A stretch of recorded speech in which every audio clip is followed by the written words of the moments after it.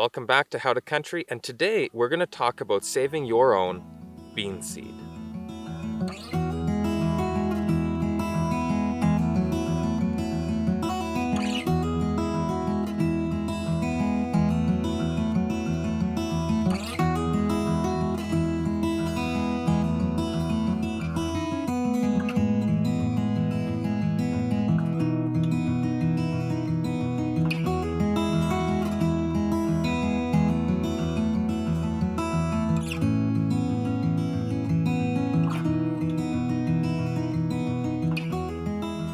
So today we're going to talk about different kinds of bean seed and how to save them, whether that's for your string beans and you just want to save the seed so you can grow it again next year, or you're actually saving it for dry beans like kidney beans or lentils, things like that. Any kind of legume is all going to be very similar. So first you want to figure out what beans are good for your area, and sometimes that's going to take growing a different variety and then picking the ones that seem to do the best in your area. So let's take a look at what this looks like. So first, when saving your seed, you need to mark your rows and your plants very well so you don't get things mixed up. So we have all of our plants marked. These are very small. I would use bigger ones, but this says the variety, and a lot of times I put the dates on here. These are all the same dates, so I know what date they all went in. This is Delanelle French bean. So I'm going to take that and put it in my container that I'm picking for. Now, these have gone through actually 2 or 3 frost nights, heavy frosts. That's why there's no leaves on the plants. Some of the other younger plants have died. But that's not going to affect my mature seed.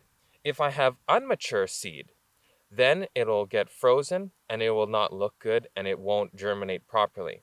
But the seed that's good, that was mature well before the frost, is not going to be affected by the frost because there's not such a high moisture content in the seed.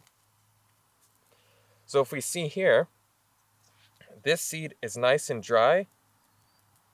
It even has a little bit of a clinking sound, and the pods crack open. Now we did get a little bit of a rain last night, so the pods are a little bit softer. They're not cracking perfectly, but that's not a problem.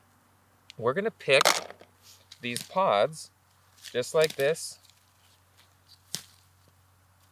and then we're going to put them in our container whole, and we'll shell those later. We can either do it by hand or we can crush and winnow it if we have a lot. But we'll just put it here, leave the lid open inside, and then once it's dry from being inside and drying out, it'll be really easy to crack open and harvest the seeds out of those pods.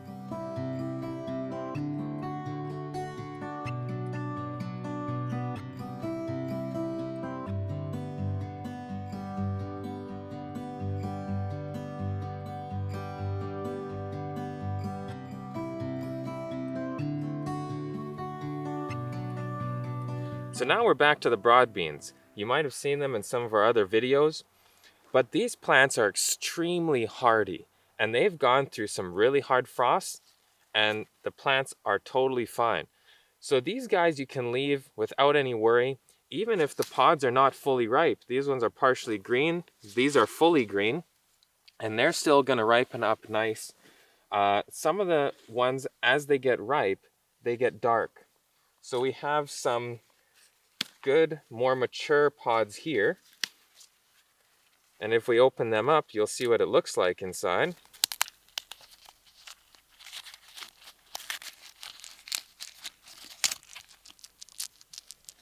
So now that we've opened the pods, you can even hear how dry these beans are. So these are great, and they'll just keep on going right into when the cold is coming, because we're way up north, we're in very harsh climate. And these are great for dry beans. People eat these dry, they eat them fresh, they eat the pods. You can even eat the entire plant, like spinach.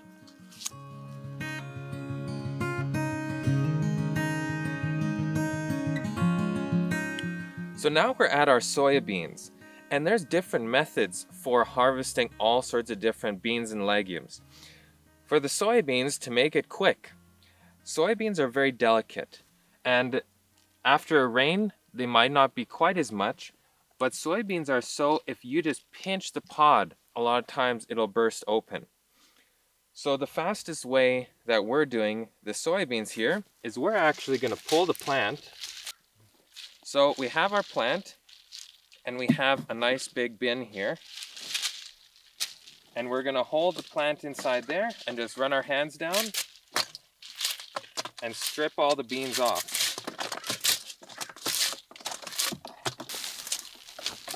Just like that. And go to the next one.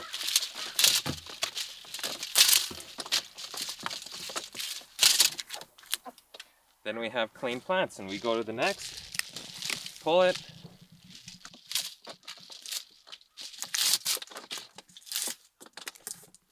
and then later we can separate the seeds from the pods and from the hulls.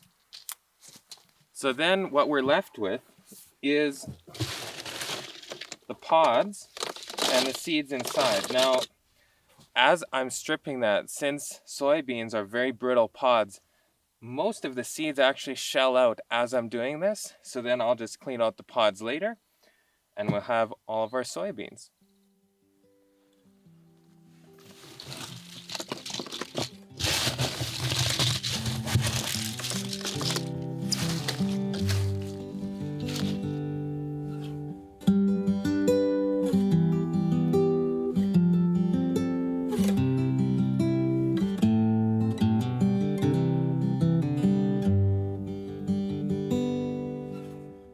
So lentils are another very hardy legume.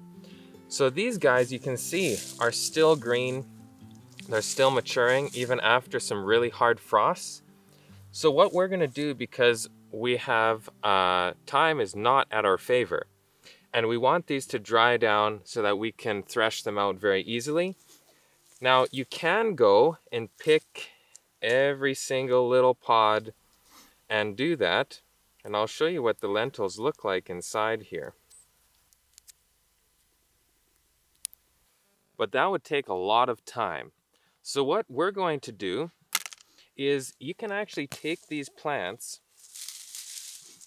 and when they're dry enough and the shells are brittle enough, you can just hit them and all the pods will pop open and the seeds will come out.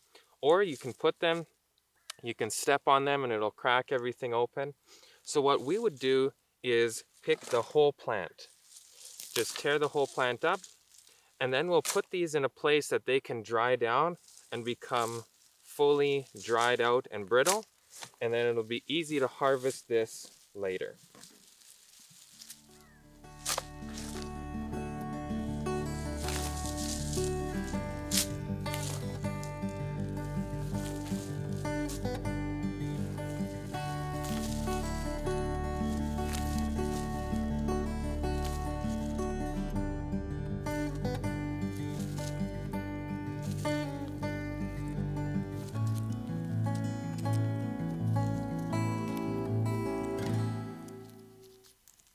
So here we have a case where we are testing a new variety and it did not fare good in the weather that we have here.